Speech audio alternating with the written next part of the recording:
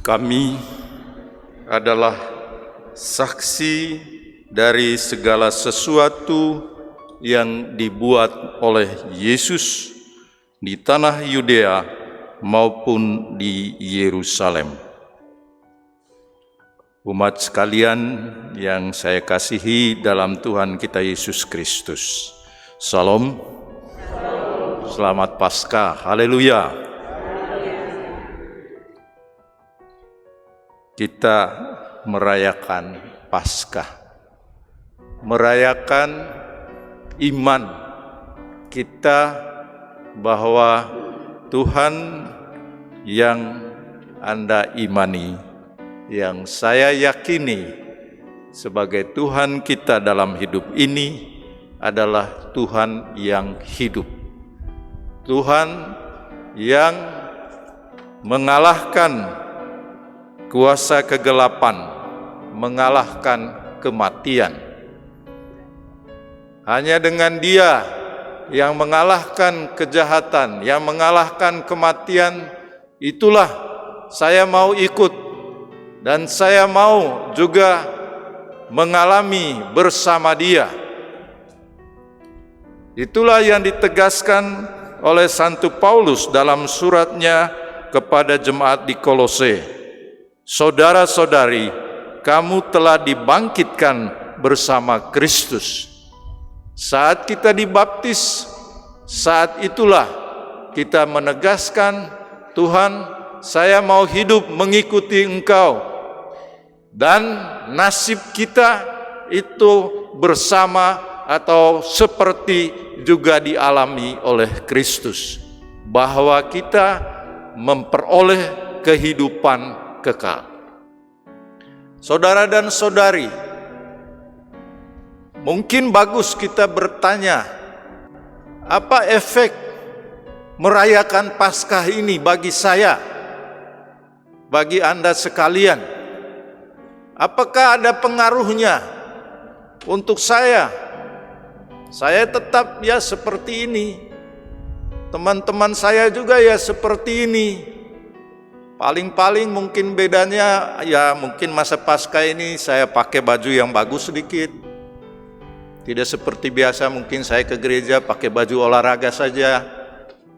Tapi Paskah ini ya perayaan yang istimewa, mungkin saya memakainya. Tetapi persoalan-persoalan hidup kita mungkin yang kita hadapi ya sama. Namun saudara dan saudari, sesungguhnya kita merayakan Paskah ini mestinya juga mempunyai efek untuk hidup kita. Kalau kita berguru pada Petrus dalam bacaan pertama tadi, kebangkitan Yesus itu mempengaruhi dia.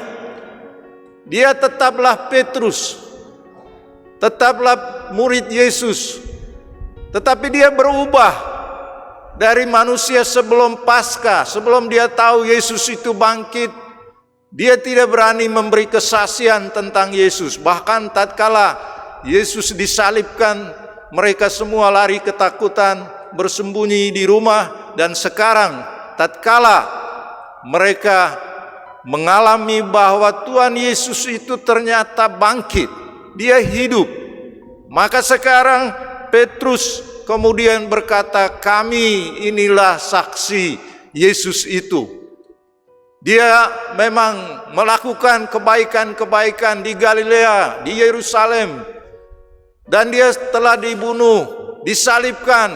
Tapi saudara-saudari, dia katakan kepada Kornelius, saudara-saudari, dia sudah bangkit. Saya yakin, setelah dia bangkit, dia makan bersama kami.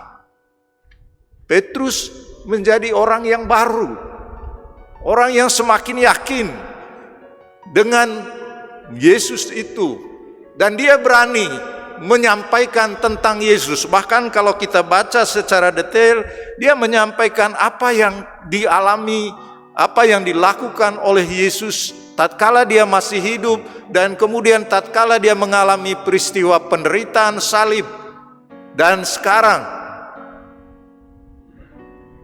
dia telah bangkit. Dan dia mengatakan itu. Petrus menjadi orang yang baru karena dia mengalami, dia mengimani. Demikian juga Maria Magdalena dalam bacaan Injil. Maria Magdalena memang seorang wanita yang sungguh merasakan betapa dia dikasihi oleh Tuhan Yesus. Dia dibebaskan dari dosa-dosanya yang lalu. Dia menjadi manusia yang baru. Dan rupanya pengaruh hidup Yesus itu untuk dirinya, pengaruh pribadi Yesus itu begitu mengubah seluruh hidupnya. Maka dia mengikatkan diri kepada Kristus itu. Pun tatkala kita tahu bahwa waktu Yesus menderita, disalibkan, dia berada di sana. Dia mengikuti orang yang pernah mengasihi dia sungguh-sungguh. Orang yang menerima dia. Dia dikucilkan oleh banyak orang, tapi Yesus ini menerima dia. Dan itu membekas di hatinya. Sehingga dia bertekad, apapun keadaan Yesus, saya akan mengikuti dia. Dan saya mau menjadi pewarta tentang dia. Maka karena itu, tatkala Yesus dikuburkan, dia pagi-pagi benar tadi dikisahkan oleh penginjil Lukas, penginjil Yohanes, dan juga penginjil Lukas, penginjil yang lain mengisahkan tentang wanita-wanita yang pagi-pagi benar, termasuk Maria Magdalena ini. Pagi-pagi benar, berarti kurang lebih jam 3 pagi mungkin. Dia pergi ke kuburan. Dan apa yang dia lakukan? Dia coba menjenguk di mana Yesus ada. Dan dia menemukan bahwa ternyata Yesus tidak ada lagi di makam itu. Dia berlari-lari memberitahukan kepada Petrus, Tuhan sudah diambil orang. Dia cemas sekali. Di mana Tuhan yang dia cintai itu? Ternyata saudara dan saudari, dia bukan hilang atau dicuri orang, tapi Tuhan yang diimaninya itu adalah Tuhan yang sudah bangkit, Tuhan yang hidup. Memang yang dia lihat hanya kain kafan saja, kuburan kosong, kain yang sebenarnya kalau misalnya terjadi sesuatu, ya mungkin tetap ada di sana, tetapi di sana kain itu sudah diatur rapi. Bagaimana mungkin ini terjadi kalau bukan terjadi sesuatu yang luar biasa, yakni Yesus bangkit, Yesus hidup. Dia tidak ada lagi di kuburan. Dan itulah yang dia beritakan kepada Petrus, kepada Yohanes, dan mereka berlari-lari juga ke kuburan itu. Pada akhirnya kisah itu menceritakan kepada kita, Yohanes juga menjenguk masuk ke makam itu dan ia percaya. Percaya bahwa Yesus bangkit. Lalu saudara dan saudari, mereka inilah yang kemudian begitu setia, percaya kepada Kristus, bahkan mengorbankan hidupnya seperti Kristus mengorbankan hidup untuk mereka. Mereka berbuat sebaliknya, mereka mengorbankan hidupnya demi menyampaikan kepada kita semua bahwa Tuhan yang maha baik itu, Tuhan Yesus Kristus itu adalah Tuhan yang pantas dan yang mesti kita andalkan dalam hidup itu. Dan saudara-saudari, pewartaan mereka terus berlanjut sampai sekarang ini, sampai juga kepada kita sekalian. Nah saudara dan saudari, tadi saya katakan, apakah perayaan Paskah ini mempunyai efek untuk kita, mempunyai pengaruh untuk kita? Mudah-mudahan ada saudara-saudari. Dan hal itu mesti terlihat dalam hidup kita, dalam perilaku kita. Saya mengajak kita sekalian, umatku di Keuskupan Bogor ini, mari kita merayakan Kristus yang bangkit ini dan bersama Dia mengusahakan agar keselamatan terjadi di bumi kita ini, di tanah air Indonesia ini. Iman kita, kepercayaan kita kepada Tuhan yang hidup hendaklah membuat kita menjadi orang-orang yang mewartakan kehidupan, yang memperjuangkan kehidupan sesama kita. bukan menghancurkan kehidupan orang lain. Dan itulah yang diyakini oleh gereja. Kalau kita percaya kepada Kristus yang bangkit, merayakan Paskah, mari kita menjadi manusia Paskah yang memperjuangkan kehidupan, yang merawat kehidupan itu, yang menjaga agar orang lain bertumbuh. Saya juga bertumbuh dalam hidup ini sebagai manusia yang sehat, rohani dan jasmani. Saya tidak mencelakakan hidup sesama saya. Maka karena itu, saudara dan saudari, gereja kita dimanapun selalu berjuang agar jangan ada aborsi. Karena aborsi itu adalah tindakan membunuh. Itu mematikan. Demikian juga mengapa gereja tidak suka atau tidak mendukung peperangan. Kita menyaksikan peperangan yang luar biasa di Ukraina, banyak orang yang mati. Dan memang Paus amat prihatin itu, dan kita semua prihatin akan kematian banyak orang ini. Inilah budaya kematian, budaya kesombongan. Kita yang percaya kepada Kristus yang bangkit, artinya kita mau bersama Kristus itu menghidupkan, membangkitkan, membuat kehidupan ini menjadi nyaman untuk semua orang. Dalam tema Paskah tahun ini saya mengajak kita, mari kita juga menyelamatkan bumi kita ini. Dan di keuskupan kita ini sudah dimulai program kolekte sampah plastik. Janganlah buang sampah-sampah plastik itu kemana-mana. Mudah-mudahan ini efek Paskah juga untuk Anda. Memang kelihatannya perbuatan kecil, tapi baiklah itu dikaitkan dengan iman saya mau bersama Kristus menyelamatkan, juga merawat alam semesta ini yang diciptakan oleh Tuhan baik adanya. Jangan saya sebagai manusia merusak alam ini. Kalau Anda percaya kepada Allah yang menciptakan semuanya baik, ikuti Dia. Itulah yang kita lakukan, kita usahakan dengan program yang konkret tadi, kolekte sampah. Paroki ini baru memulai dan saya harap itu berjalan terus. Inilah hadiah Paskah bagi kita, bagi dunia ini, bagi bumi kita. Iman Anda kepada Kristus yang bangkit itu juga dirasakan oleh saudara-saudari kita alam semesta itu. Jangan kira alam tidak menjerit ya, karena kelakuan kita yang kasar terhadapnya. Kita manusia juga kan menjerit kalau orang berlaku kasar kepada kita. Demikian juga makhluk hidup yang diciptakan oleh Tuhan. Mungkin kita kurang peka untuk itu. Nah, saya mengajak Anda sekalian agar efek Paskah ini bukan hanya kita, ya saya amat senang ya merayakan Paskah kali ini, sungguh-sungguh meneguhkan kami semua. Mudah-mudahan juga meneguhkan Anda sekalian. Kita berbondong-bondong ke gereja kita.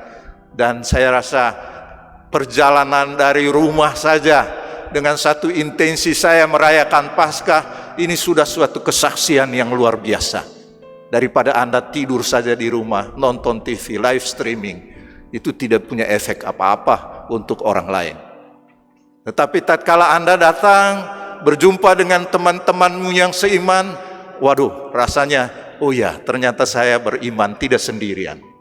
Saya beriman bersama dengan teman-teman saya. Dan itulah yang disebut gereja sinodal.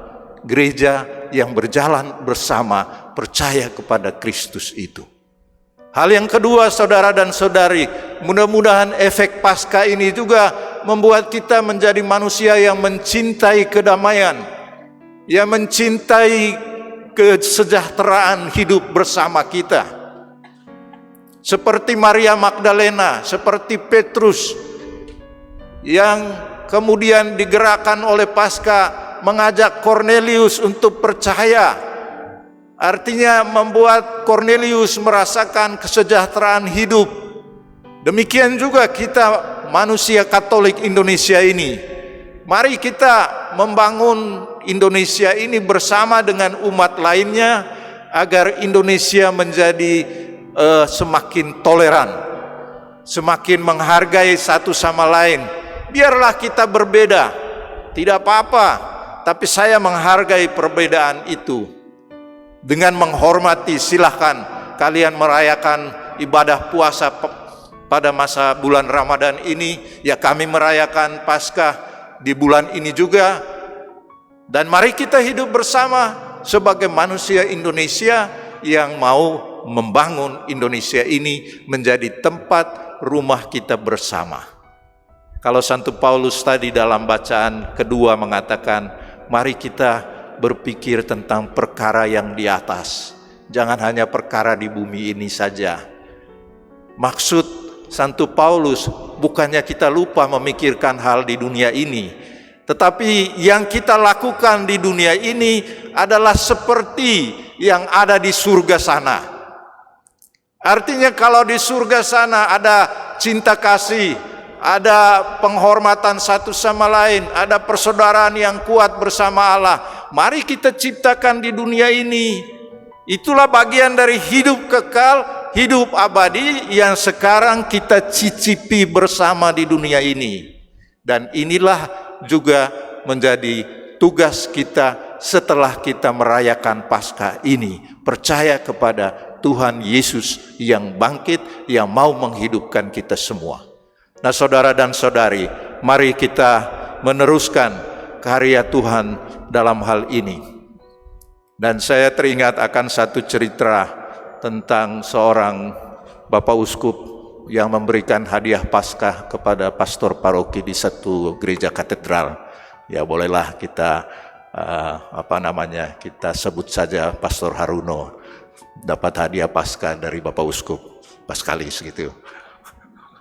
Dan hadiahnya dibungkus dengan baik, kemudian diberikanlah kepada pastor ini. Pastor ini senang sekali dapat hadiah dari Bapak Uskupnya, dan dia buka, dan dia lihat ada salib. Tapi anehnya, salib itu tangannya buntung. Lalu dia agak bertanya, kok Bapak Uskup menghadiahkan salib ini dengan tangan Yesus yang buntung? Kenapa? Apakah Bapak Uskup mau menghina dia misalnya? Tapi dia bertanya kepada Bapak Uskup, kenapa Bapak Uskup memberikan hadiah Paskah kepada saya, Kristus dengan tangan yang buntung? Lalu Bapak Uskup mengatakan, ya sebenarnya kan itu pesannya agar Anda sebagai pastor menjadi tangan Tuhan Yesus untuk melakukan karya-karya kasih. Tangan Yesus sudah buntung itu, Anda menjadi tangan Kristus itu untuk melakukan karya-karya kasih. Anda juga bersedia menjadi tangan-tangan Tuhan Yesus. Amin.